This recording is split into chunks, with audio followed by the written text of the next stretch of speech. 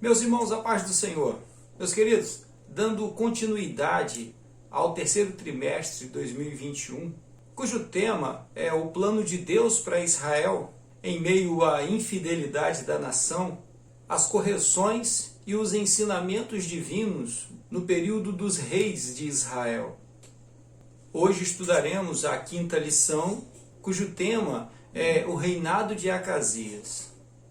Antes, porém, irmãos, precisamos muito de sua ajuda. Se esse trabalho tem te agradado, compartilhe em suas redes sociais. Convide outras pessoas para virem participar conosco. Deixe seu like. Inscreva-se se ainda não foi inscrito. Comente, pois o seu comentário é muito importante para o nosso crescimento. E vamos juntos fazer a obra de Deus. O texto áureo encontra-se em Salmo de número 7, versículo 9, que nos diz assim: Tenha já fim a malícia dos ímpios, mas estabeleça-se o justo, pois tu, ó justo Deus, provas o coração e a mente.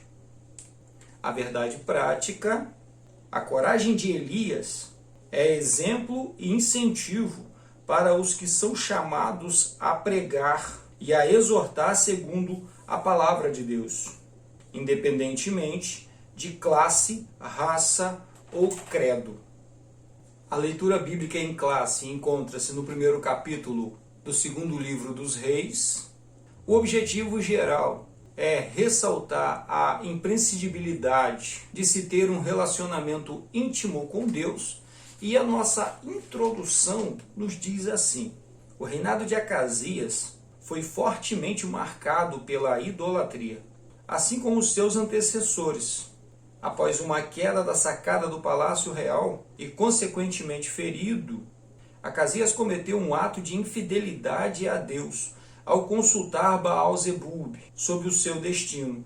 O Senhor, através do profeta Elias, advertiu severamente o rei sobre esse gravíssimo erro, anunciando o decreto de sua morte. Encerrando a lição passada, ficamos com a sensação de que esse problema havia sido resolvido. A idolatria havia sido tirada de dentro de Israel. Os profetas de Baal e os profetas de Azera foram todos assassinados, foram todos destruídos. E assim entendemos que, consequentemente, a idolatria havia sido erradicada de entre o povo. Que eles não buscariam mais outros deuses, que a casa real aprenderia com essa lição e assim voltariam para o Senhor, buscariam ter um relacionamento íntimo com o Senhor, viver em sua presença, obedecer sua palavra. Mas aí, quando chegamos no primeiro capítulo do segundo livro dos Reis, nós já deparamos com essa cena, com esse episódio. O sucessor, o filho de Acabe, Acasias, está sentado no trono. É o novo rei. Acabe morreu, a sua esposa também morreu de forma trágica. E agora seu filho está sentado no trono. Simploriamente poderíamos dizer: pronto, o Senhor venceu. A idolatria foi destruída e agora o povo vai poder voltar a se relacionar com o Senhor. Porque tirou o ímpio da direção, porque não tem mais ninguém que faça o povo se desviar. Porém, irmãos, nós vamos ver que estar na presença do Senhor ou estar desviado é uma questão de escolha, é uma questão de convivência, é uma questão de relacionamento. Precisa se relacionar com o Senhor. O nosso Deus, já falamos isso aqui, não é Deus de multidão, não é Deus de números, Ele é Deus de pessoa, Ele é Deus da intimidade. O Senhor Jesus nos orienta no Sermão da Montanha, falando sobre a oração. Ele nos orienta dizendo que nós devemos entrar em nossos aposentos, fechar as portas e em secreto falar ao nosso Pai. Isso denota intimidade. Isso denota um relacionamento íntimo. A única coisa que nos ajudará na fidelidade ao nosso Deus é a intimidade com Ele. Quanto mais nós o buscarmos, quanto mais perto estivermos dele, quanto mais nós convivermos com ele, menos chances teremos de cair na idolatria. Menos chances teremos de trair sua confiança. E de fato nos relacionaremos com ele. Não por causa de uma religião, não por causa da família, não por causa dos amigos, mas porque agora nós o conhecemos. Porque agora existe um contato, porque agora existe intimidade. É um relacionamento íntimo. Acasias jamais experimentou isso, e nós vamos ver isso. E o capítulo 1 deixa isso muito claro para nós. Acasias nunca experimentou o que é de fato ter uma intimidade com o Senhor. Nós vamos observar que a idolatria fazia com que ele visse o Senhor, nosso Deus, Jeová, e todos os outros chamados deuses como iguais. E assim, buscar um ou buscar o outro depende da nossa necessidade. Depende daquilo que nos convém. Isso é idolatria. É isso que a idolatria causa em nossas vidas. E no livro o comentarista deixa isso bem claro. A idolatria faz com que o ser humano não se relacione em espírito e em verdade com ninguém. Não há uma entrega. Há simplesmente um jogo de interesses. E eu vou conviver com um ou com o outro dependendo da minha necessidade, dependendo do meu interesse. Se o meu interesse é cura, eu serei devoto de determinado Deus. Se o meu interesse é prosperidade, eu serei devoto de um outro Deus. Se o meu interesse é crescer e ser poderoso e dominar outras pessoas, eu serei devoto de outro.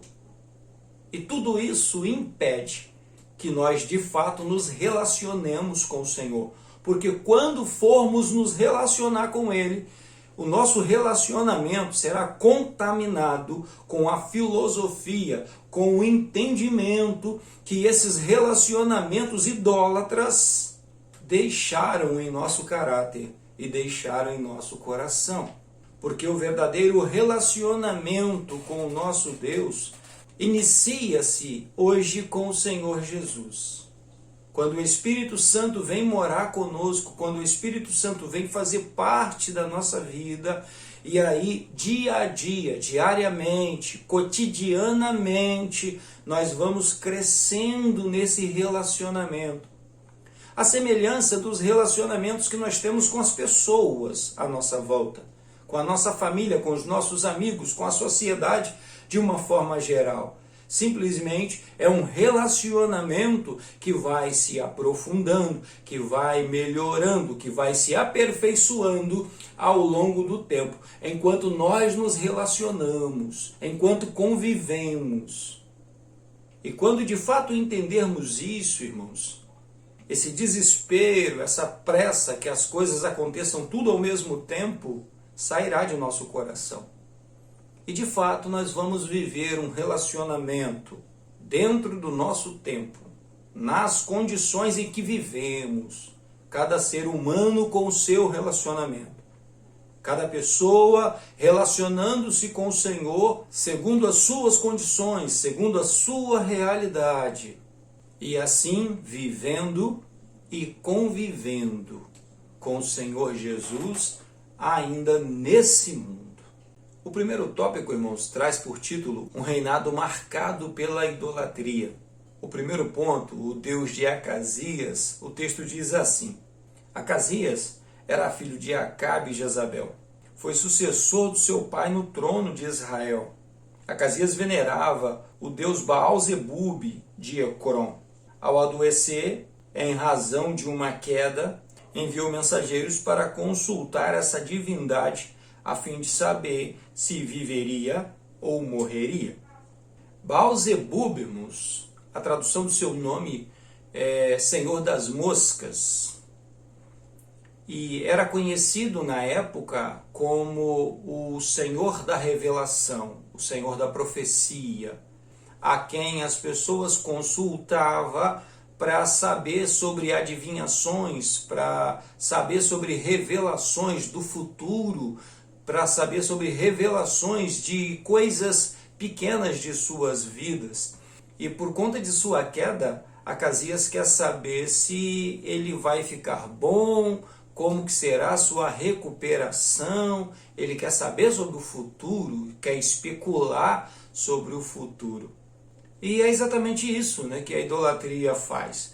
Ela cria um Deus para cada circunstância, um Deus para cada problema. Dependendo do problema que você estiver enfrentando, é determinado Deus que vai te atender. Dependendo da situação que você esteja atravessando, do desafio que você está enfrentando, é outro Deus que vai te ajudar, que vai te auxiliar. E tudo isso é essa fantasia religiosa em que esse rapaz foi criado. Tudo isso faz parte desse universo bagunçado, de uma espiritualidade falsa, baseada simplesmente em interesses, onde nós pagamos e por isso recebemos favores. E o relacionamento é baseado nessa troca, nessa convivência feita por trocas, onde nós damos determinado bem, determinado valor para uma divindade e essa divindade atende os nossos interesses e nos dão aquilo que nós precisamos. Percebe o quanto esse moço estava perdido? O Senhor fazia parte da história da sua nação. Ele é o criador da nação. Ele é o criador de Israel. Foi ele quem chamou Israel, foi ele quem chamou Isaac, foi ele quem chamou Abraão. E Acasias não fazia nem ideia quem era o Senhor. Acasias não fazia nem ideia de que o Senhor é Deus acima de todas as coisas, acima de tudo, acima de todos. Acasias não o conhecia.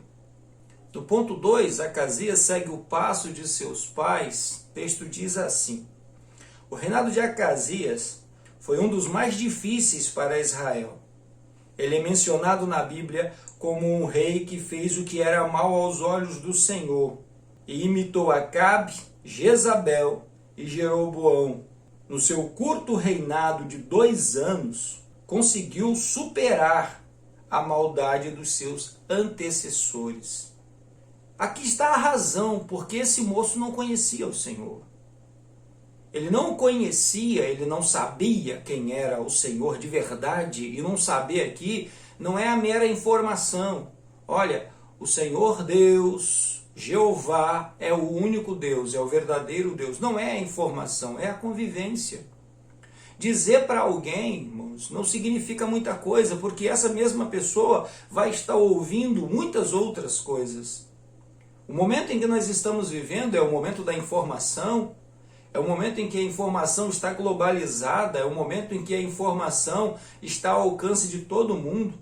Se agora acontecer determinada coisa em qualquer parte do mundo, nós vamos ficar sabendo imediatamente.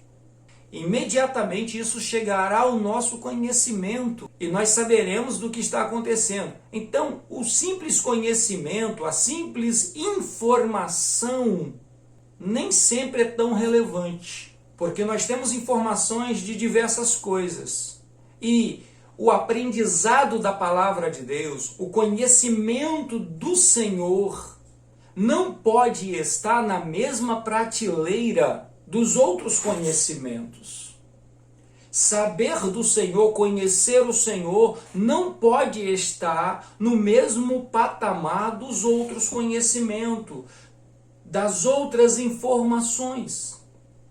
Porque a convivência com o nosso Deus requer uma espiritualidade madura.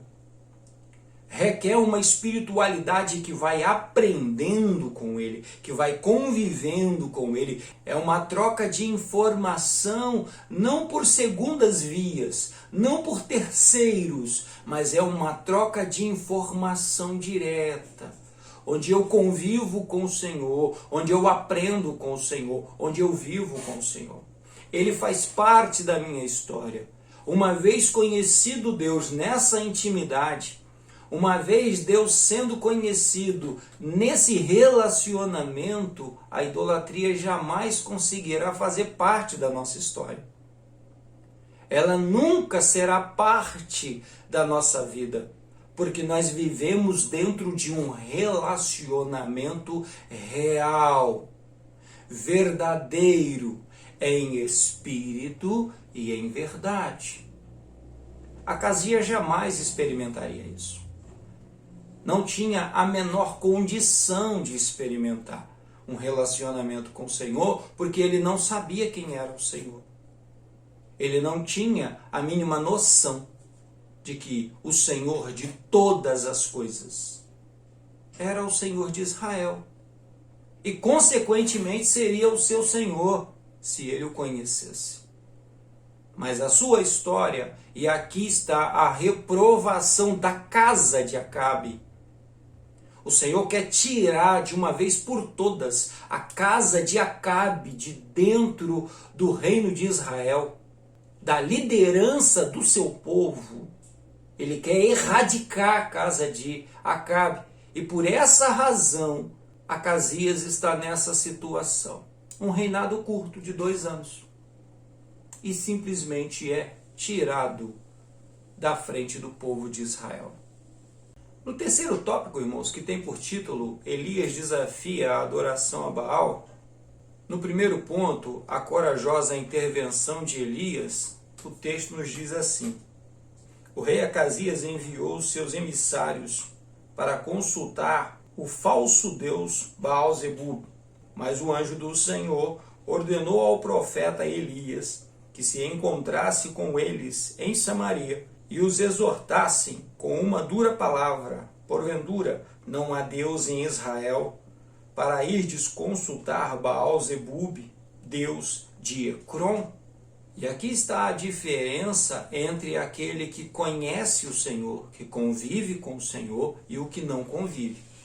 No momento em que a mensagem chega ao coração de Elias, Elias entende que o Senhor estava lhe dando uma missão, estava lhe dando uma ordem, imediatamente ele atende, independente para quem era esse serviço, independente para quem era a mensagem.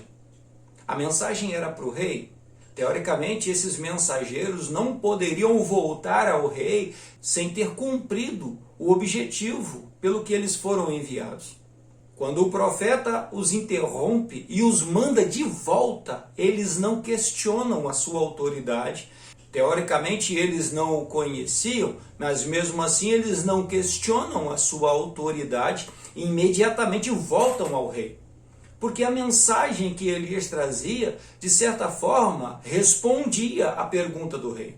O rei mandou perguntar se ele ficaria bom, se ele levantaria daquela cama, e é exatamente isso que a mensagem que Elias recebe diz: ele não levantará, ele não ficará bom, ele vai morrer.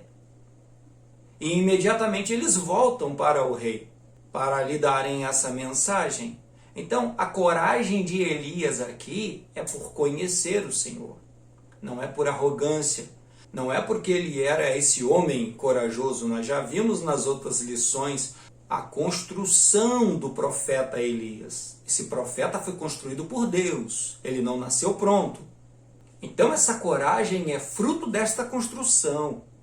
Essa coragem é totalmente baseada no relacionamento com o Senhor. Deus manda, nós fazemos porque o conhecemos. Nós obedecemos e cumprimos a sua ordem independente do que ele mandar, porque nós sabemos que ele se responsabiliza pelo que ele manda. Que ele se responsabiliza pelo que ele fala, pelo que ele faz. E assim sendo, sabemos que é ele quem estará à frente de tudo isso e nós nem seremos envergonhados e não temos o que temer, porque é o Senhor quem está à nossa frente. No terceiro ponto, a resposta de Elias aos soldados do rei, o texto diz assim: quando o rei ficou sabendo da profecia de Elias, enviou em 3 ocasiões diferentes um oficial com 50 soldados para conduzir Elias ao palácio. Mas nas 2 primeiras vezes desceu fogo do céu e consumiu todos os soldados e seus capitães. Na terceira vez, todavia, o capitão do agrupamento, temendo pela própria vida e pela dos seus soldados, ajoelhado, suplicou ao homem de Deus que lhe poupasse a vida. Por bondade e misericórdia, o Senhor ouviu aquele sincero clamor e ordenou ao profeta que os acompanhassem até o palácio em segurança. Pois bem, nesse episódio, após os mensageiros chegarem e darem a informação ao rei sobre a profecia que Elias havia lhe mandado, o rei envia então esses soldados para conduzirem Elias à sua presença. Seria aquilo que nós conhecemos hoje como uma condução coercitiva. E das 2 primeiras vezes, eram homens arrogantes, homens que não conheciam o profeta e muito menos ao Senhor do profeta. Não conheciam o Senhor nosso Deus. Não temiam o Senhor nosso Deus. E trataram o profeta como se fosse um criminoso. E por essa razão receberam esse tratamento, receberam esse triste fim. O terceiro, porém, é diferente. Pois no versículo 13, enquanto ele está falando com o profeta, ele demonstra no final do versículo a diferença entre ele, entre os seus comandados, os seus soldados e os outros que vieram antes dele. O versículo termina com as seguintes palavras: teus servos. Essa denominação, teus servos, mostra-nos que ele e os seus soldados conheciam o Senhor Jeová, temiam ao Senhor Jeová, não seguiam a Baal, nem seguiam a nenhum outro chamado Deus. Eles seguiam ao Senhor, temiam ao Senhor. Por isso se apresenta dessa forma, por isso essa forma de se apresentar a Elias. E então ele usa essa identificação, teus servos. Imediatamente o Senhor fala com Elias e manda que Elias os acompanhasse e fossem com eles à presença do rei. Lógico que eles temiam por suas vidas. Por 2 vezes, 2 regimentos dos soldados do rei foram totalmente destruídos e eles temiam também em morrer. Mas também queriam apresentar para Elias a diferença entre eles, que temiam ao Senhor, que sabiam de verdade quem era o Senhor, e por conhecer o Senhor demonstravam esse conhecimento através do respeito, não só para com o profeta, não só porque era um profeta, porque era o homem de Deus, não é apenas por isso, mas o servo do Senhor, o amigo de Deus, aquele que conhece o Senhor e o teme, ele trata a todos os seres humanos desta forma. Ele respeita a todos, independente da idade, independente da classe, independente da cor, independente de quem essa pessoa é. Ele respeita as pessoas e trata as pessoas com esse respeito. Com o mesmo respeito que ele tratou o profeta, podemos afirmar que ele tratava todos que estavam sob o seu comando, porque ele intercede pela própria vida, mas pela vida dos seus soldados. Então, por aqueles que estão sob o seu comando e também a todos os que estão à sua volta. Respeito, porque é isso que o Senhor nos ensina. É interessante, irmãos, observarmos isso, porque Deus nunca mandou que nós dominássemos sobre outras pessoas. Deus nunca mandou que nós escravizássemos outras pessoas, que nós obrigássemos outras pessoas a fazer o que nós queremos. O que o Senhor nos ensina acerca do relacionamento nosso com outras pessoas é que nós devemos tratar as pessoas como gostaríamos que fôssemos tratados, Perceba que lá no Velho Testamento isso já era verdade, isso já existia no mandamento de que ame ao próximo como a ti mesmo. Então esse ensinamento já havia entre o povo.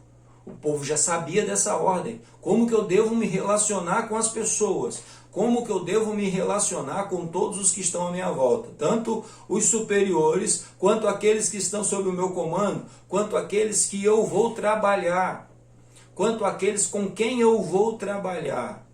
Ame-os como você se ama. Isso nós aprendemos com o nosso Deus, irmãos.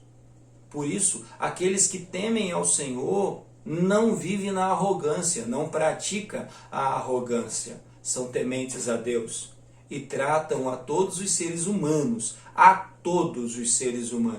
como seus iguais, como seus irmãos. Independente se ele é um profeta, se ele é um rei ou se ele é um simples ser humano. Ele é tratado como seu igual, com respeito. O terceiro ponto, o ministério de fogo. Elias pode ser chamado de o profeta de fogo. E nós vamos ver que em diversos momentos do seu ministério o fogo fez parte, o fogo lá estava. Nós vimos na lição passada, no Carmelo, a forma poderosa como Deus se manifestou. Vimos Elias na caverna, Deus se manifestando também de forma poderosa, mas ao invés de falar do poder, fala na calma, fala de forma suave ao coração do profeta. Era um momento que ele precisava de acolhimento, era um momento que ele precisava de apoio, precisava de descanso. Agora nós encontramos fogo descendo do céu e matando os soldados de Acasias. E assim, o fogo faz parte do ministério de Elias, de verdade. Ele pode sim ser chamado de o profeta de fogo, porque esta era a característica do ministério de Deus sobre a vida de Elias. Da mesma forma, irmãos, vai acontecer conosco.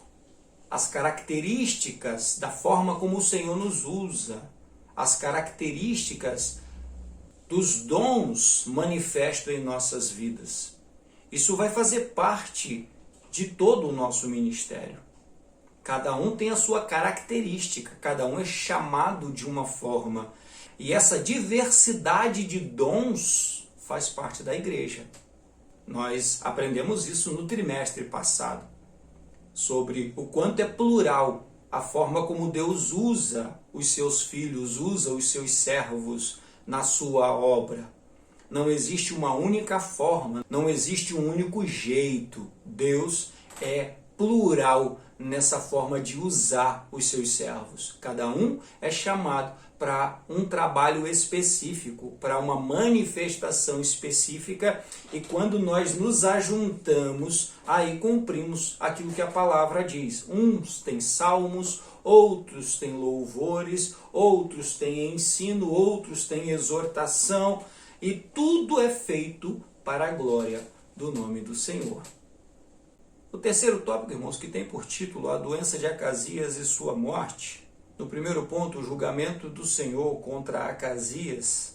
O texto nos diz assim: Deus mandou Elias dizer ao rei que ele jamais seria curado ou sairia da cama vivo. Por consequência de sua obstinada idolatria, Acasias estava sentenciado à morte. E esta é a razão, né, irmãos? Simplesmente Deus rejeitou a casa de Acabe. Não é que Deus elegeu quem ele queria, Deus tinha seus preferidos, não é por causa disso. É simplesmente por causa de Acabe, por causa do comportamento que eles tinham, por causa do caminho que eles escolheram. Eles escolheram estar fora da presença do Senhor. A casa de Acabe escolheu não ter intimidade com Deus, escolheu servir a outros deuses, escolheu temer a outros deuses, ao invés de temer ao Senhor. O conhecimento acerca do Senhor estava ali para todos, e é lógico que eles ouviram todas as histórias acerca de Jeová. Mas como já dissemos, conhecer não é o bastante. Precisa viver. A intimidade é algo que deve ser praticado. E por não praticar, eles não levaram a sério. esse relacionamento com Deus. Achavam que dava para relacionar-se com tudo aquilo que se chama Deus. E isso não pode acontecer. Só existe um único Deus. Só existe um único Senhor. Hoje nós nos relacionamos através de Jesus Cristo. Acasias iria se relacionar através do nome Jeová, seguindo o rito, através do sacerdote, subindo ao templo para adorar o Senhor, ouvindo as mensagens e as orientações que o Senhor tinha pelos seus profetas, temendo ao Senhor e buscando ao Senhor em espírito e em verdade.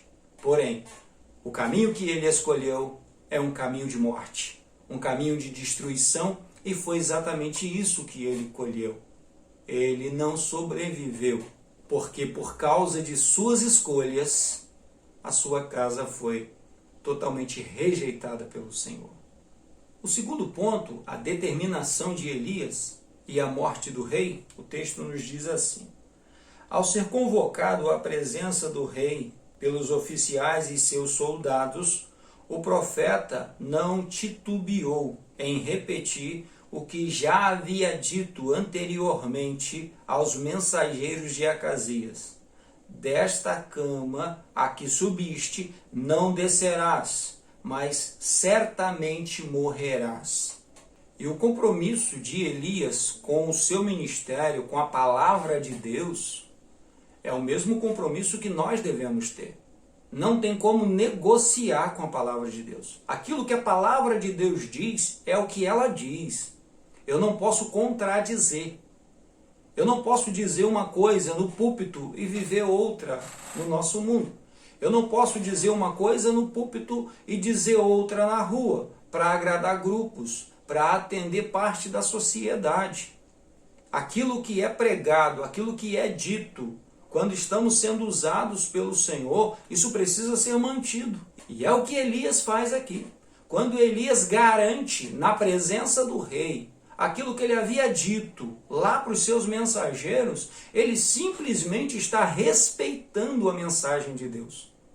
Porque nós não somos donos dela. Ela não nos pertence, ela é de Deus. É por isso que o Senhor se responsabiliza por essa mensagem. Ele não se responsabiliza da mensagem que sai do nosso coração. Ele se responsabiliza da mensagem que sai da sua boca, do seu entendimento. E nós não temos domínio sobre elas. Em determinado momento, Balaão é chamado para profetizar contra Israel. E ele chega em determinado lugar e vai profetizar, profetiza a favor. O rei não gosta, leva ele para um outro ponto. E fala com ele que deveria profetizar. Ele vai profetizar e mantém-se a profecia a favor. E o rei não gosta. O rei quer uma profecia que amaldiçoasse o povo. Isso não pode ser feito. Não dá para contradizer aquilo que o Senhor disse. Esse é o nosso compromisso. E esse é o compromisso demonstrado por Elias. Não é por arrogância, não é por raiva. Quando Elias repete ao rei: você não vai descer dessa cama, não vai te ser devolvida a saúde. Bem pelo contrário, você vai morrer. Não é por raiva, não é por vingança, não é porque ele reprovava a casa de Acabe, coisa que ele reprovava, mas não é por causa disso. É simplesmente em fidelidade à palavra de Deus. Aquilo que o Senhor disse, mantém-se. E não há profeta, não há pastor, não há sacerdote, não há homem nenhum, não há ser humano nenhum neste mundo, nem no outro, que possa revogar aquilo que o Senhor disse. A palavra de Deus deve ser respeitada em qualquer circunstância. Último ponto, as qualidades de Elias, o texto nos diz assim.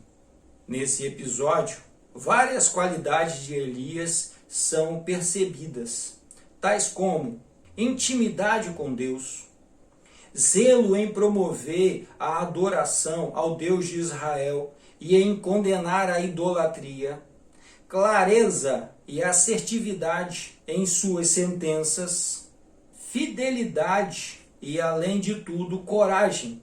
Ainda hoje, O Senhor busca homens e mulheres que sejam corajosos e obedientes, a fim de serem usados por Ele em sua grande obra. Andar com o Senhor, irmãos, temer ao Senhor, obedecer a sua palavra, é a escolha que todo homem e mulher que servem ao Senhor deve fazer.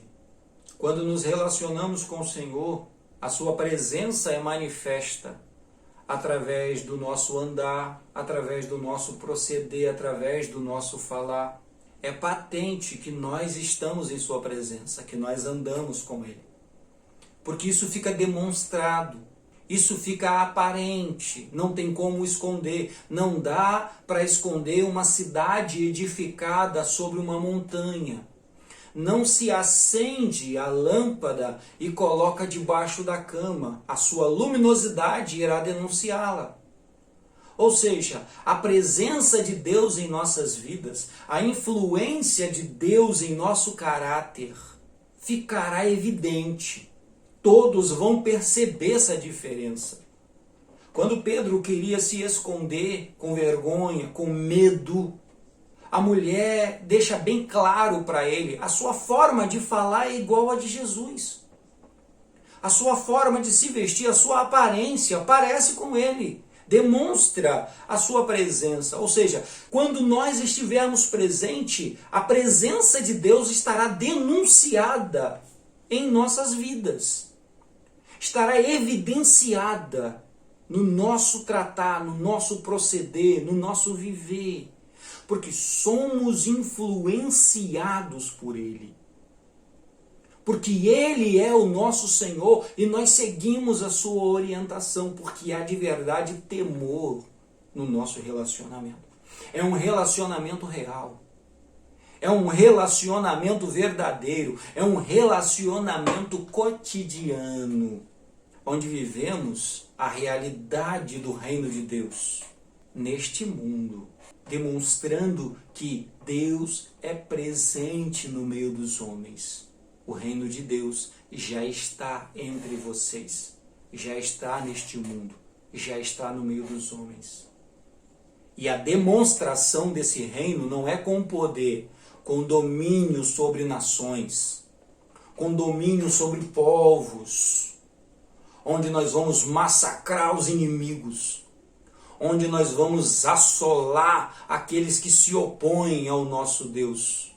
A forma desse reino se manifestar é através da nossa mudança de caráter. É através do nosso comportamento que espelha a pessoa do nosso Senhor Jesus. Através do amor, através da misericórdia, através da compaixão, através da mão estendida, através do socorro àqueles que necessitam, através do viver sincero da palavra de Deus, através da graça de Deus que alcança e acolhe todos os seres humanos dentro da presença do Senhor. O povo conhecido como a noiva de Jesus, a igreja do Senhor Jesus. Que o Espírito Santo, irmãos, nos auxilie nesse crescimento. Que o Espírito Santo, de fato, nos ajude, não apenas a nós crescermos em sua presença, na convivência, no viver diário, mas a auxiliarmos outras pessoas a andar nesse caminho, a trilhar o caminho da misericórdia, a trilhar o caminho do reino de Deus, a viver dentro da presença do Senhor. Existem muitas outras almas, muitas outras ovelhas perdidas da casa do nosso Pai. E nós devemos ajudá-las a voltarem para casa. Que o Senhor nos ajude. Que o Senhor nos dê graça e nos dê sabedoria, para que o seu nome de fato seja glorificado através das nossas vidas. Amém? Que Deus os abençoe. Que o nome do Senhor seja glorificado na sua casa, na sua vida. Fiquem em paz.